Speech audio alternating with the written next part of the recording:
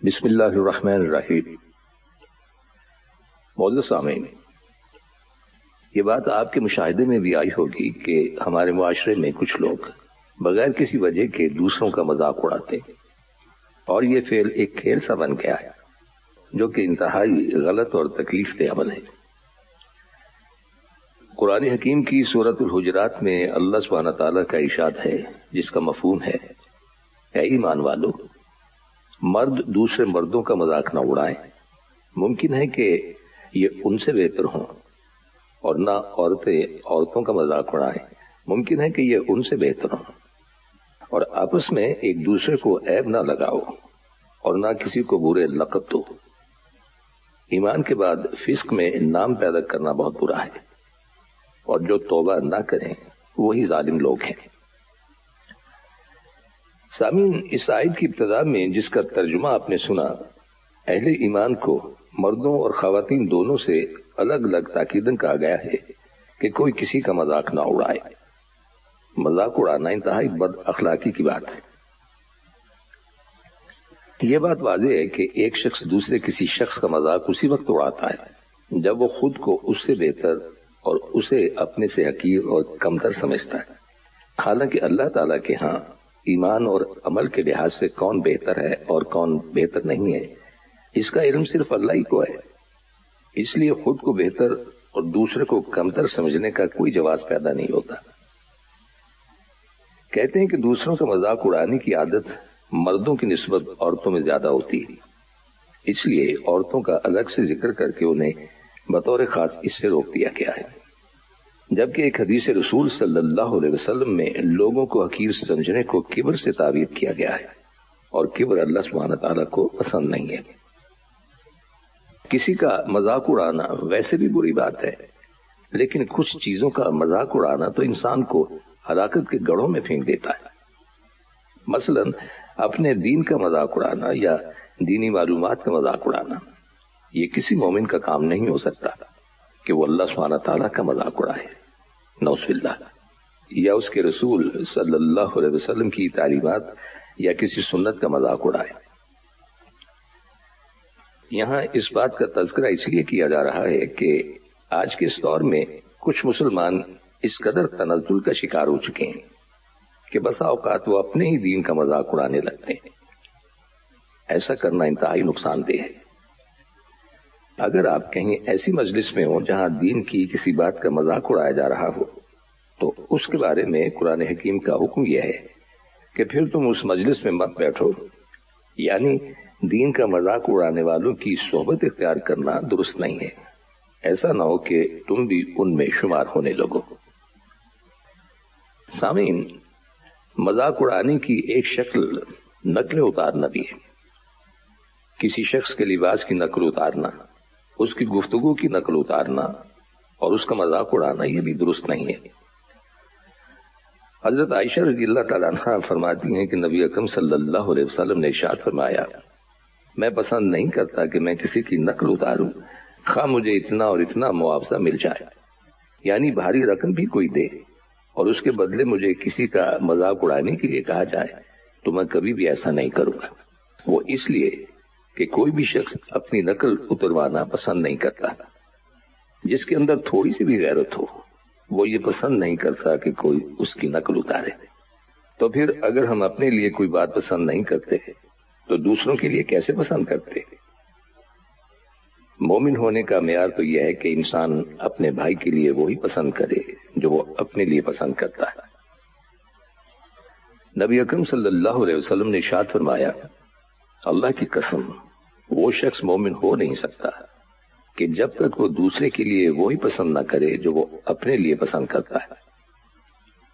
کسی کی دل آزاری اور کسی کی تکلیف پر خوش ہونا بھی اچھی بات نہیں ہے۔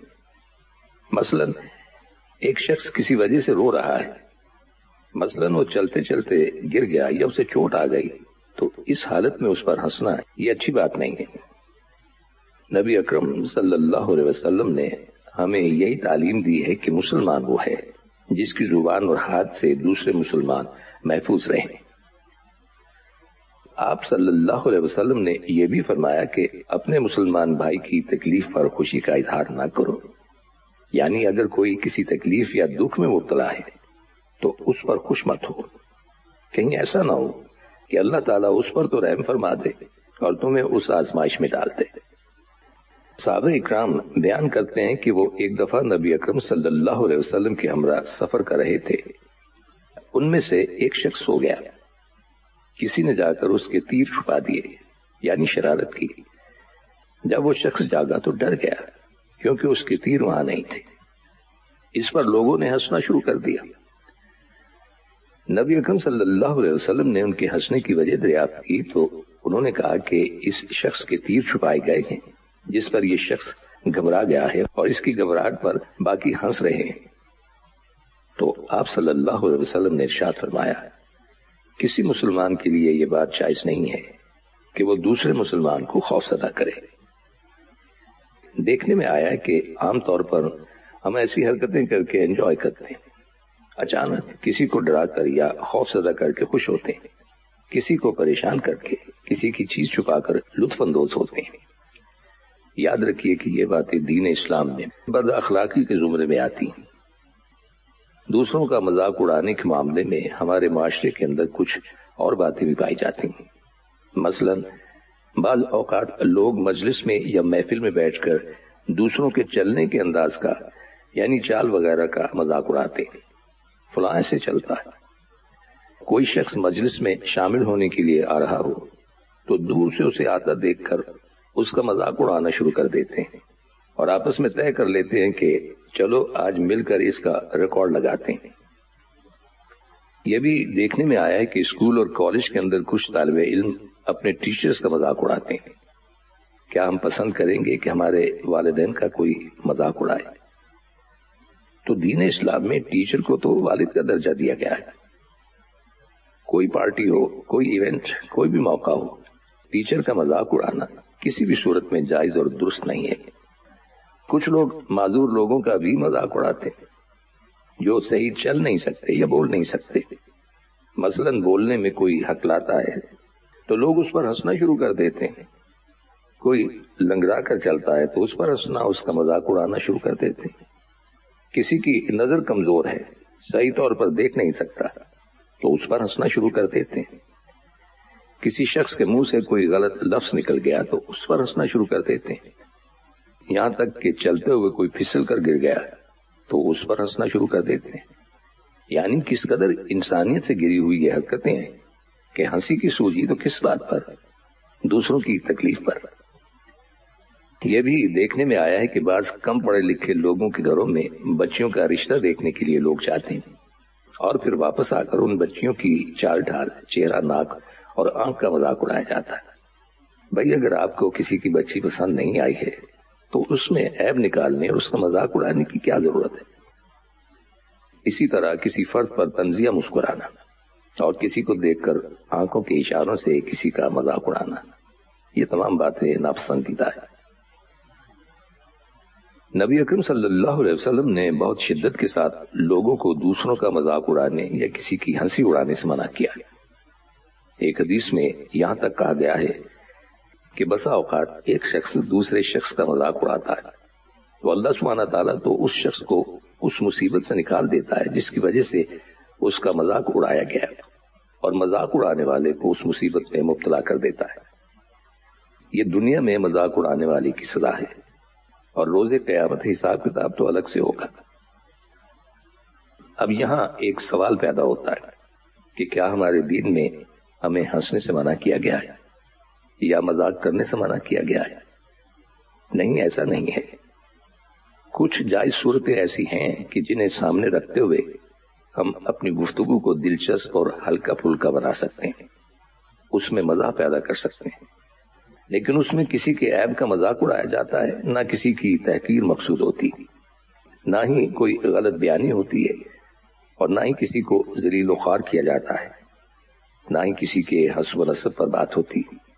بس گفتگو کا انداز کچھ ایسا ہوتا ہے جس سے بات بھی ہو جاتی اور مجلس یا محفل میں شگفتگی بھی پیدا ہو جاتی۔ دین کا مطلب یہ نہیں ہے کہ انسان ہر وقت سنجیدہ ہی رہے۔ یہاں یہ بات سمجھنے کی بھی ضرورت ہے کہ مذاق اور مزاح میں فرق ہے۔ مذاق میں تو عموماً کسی کو رسوا کر کے کی گئی بات دوسروں کو ہنسانے کے لیے کہی جاتی ہے، اور مذاق میں جو بات کہی جاتی ہے اس سے کسی کو رسوا نہیں کیا جاتا۔ البتہ عمدہ طریقے اور انداز بیان سے محفل میں شگفتگی پیدا کی جاتی ہے، اس میں نہ تو جھوٹ کا عنصر شامل ہوتا ہے اور نہ ہی کسی کی بے عزتی مقصود ہوتی ہے۔ بہرحال کسی کا مذاق اڑانا ایک ناپسندیدہ فعل ہے، اس سے ہمیں بچنے کی کوشش کرنی چاہیے۔ اللہ تعالیٰ ہم سب کو دین کی بہترین سمجھ بوجھ عطا فرمائے تاکہ ہم ان تمام غلطیوں اور خرابیوں سے بچ سکیں جو ہمارے لیے دنیا اور آخرت میں دشواریوں اور مصیبتوں کا باعث ہوں۔ اور سامعین، ان کلمات کے ساتھ ہی ہمارے آج کے پروگرام کا وقت بھی اب ختم ہوتا ہے، اس دعا کے ساتھ کہ اللہ تعالی ہم سب کو صراط مستقیم پر چلنے کی توفیق عطا فرمائے، آمین۔ آئندہ ملاقات تک کے لیے محمود احمد کو اجازت دی۔